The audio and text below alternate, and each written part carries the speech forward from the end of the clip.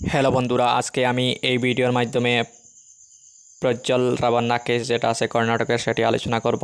ভিডিওটা স্কিপ না করে সম্পূর্ণ দেখার অনুরোধ রইল। চলুন ভিডিওটা দেখি।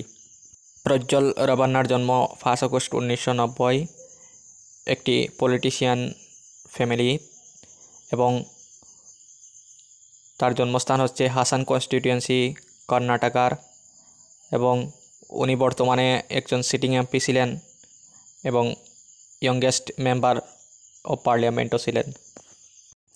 তার যদি ফ্যামিলি ব্যাকগ্রাউন্ড দেখি তাহলে দেখব যে তার দাদা এইচ.ডি. দেবেগৌড়া ছিলেন আমাদের ভারতের একজন প্রধানমন্ত্রী, এবং তার বাবা এইচ.ডি.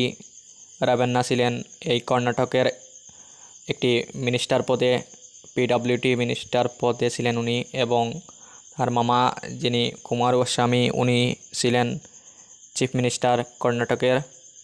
তার ফ্যামিলি ব্যাকগ্রাউন্ডগুলো খুবই পলিটিশিয়ান এর করে ফ্যামিলি ব্যাকগ্রাউন্ড ছিল তার। আমরা যদি তার কেস সম্বন্ধে দেখি তাহলে দেখব 2024-এর যে জেনারেল ইলেকশনের লোকসভা উনি এই হাসান কনস্টিটিউয়েন্সি থেকে খাড়া হয়েছিলেন। তো ভোটের একদিন আগে তার ভিডিও, যেগুলো বিভিন্ন অশ্লীল ভিডিও, সেগুলো বিভিন্ন পেন ড্রাইভে করে বাসে বা মানুষের ঘরে বা রাস্তায় ফেল দেওয়া হয়েছে। এগুলো মানুষ নিয়ে দেখেছে এবং এই তার কুকর্ম যেটা আছে সেটা বেরিয়ে এসেছে। সে মোটামুটি 3,000 থেকে বেশি মহিলাদের সাথে এই উৎপীড়নটা করেছে। এগুলো পুরা ক্যামেরাবদ্ধ আছে এবং দেখা হচ্ছে যে এই মহিলাগুলো যে তারা কোনোদিনও এই কেসগুলো করেনি, কারণ তাকে অনেক ভয় পেত। তাদের যে ফ্যামিলি আছে তারা কোনো কিছু করে নেবে এর জন্য তারা খুবই ভয় পেত। তাদেরকে আর কোনোদিনও তার বিরুদ্ধে কোনো কেস করা হয়নি। এই যখন এই ভিডিওগুলো সবাই দেখে নিল তখন এই মেয়েরা বা মহিলারা একে এক করে কেস এফআইআর দর্জ করছে যে তাদের সাথে এই রাভান্না কী করছে সেটা।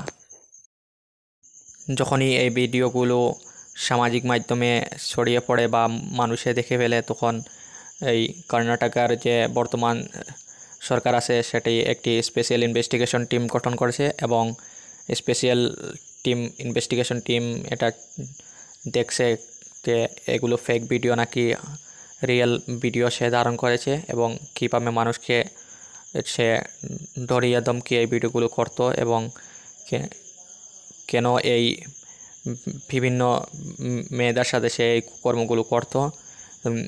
উল্লেখ্য যে এখানে 65 ইয়ার্স ওল্ডেরও একজন মহিলা আছেন যার সাথে সে কুকর্ম করেছিল। এই ভিডিওগুলো যারা দেখছেন তারা এই বিষয়ে বললেন। আর ভিডিওগুলো যখন বেরিয়ে এলো তখন সে এই জার্মানিতে পালিয়ে গেল এই ডিপ্লোম্যাটিক পাসপোর্ট দিয়ে, যেটাতে কোনো ভিসার রিকোয়ারমেন্ট হয় না। আর এখন বর্তমানে যে কর্ণাটক সরকার আছে তার বিরুদ্ধে একটি প্রশ্ন উঠছে যে সে কীভাবে তাকে এই দেশ ছেড়ে যেতে দিল। আর এটা একটি খুশির খবর যে তাকে এই পার্টি থেকে নিষ্কাশিত করা হয়েছে। যতক্ষণ না পর্যন্ত তাকে দোষী না বলে সাব্যস্ত করা হয় ততক্ষণ পর্যন্ত সে পার্টিতে কোনো কাজকর্ম করতে পারবে না।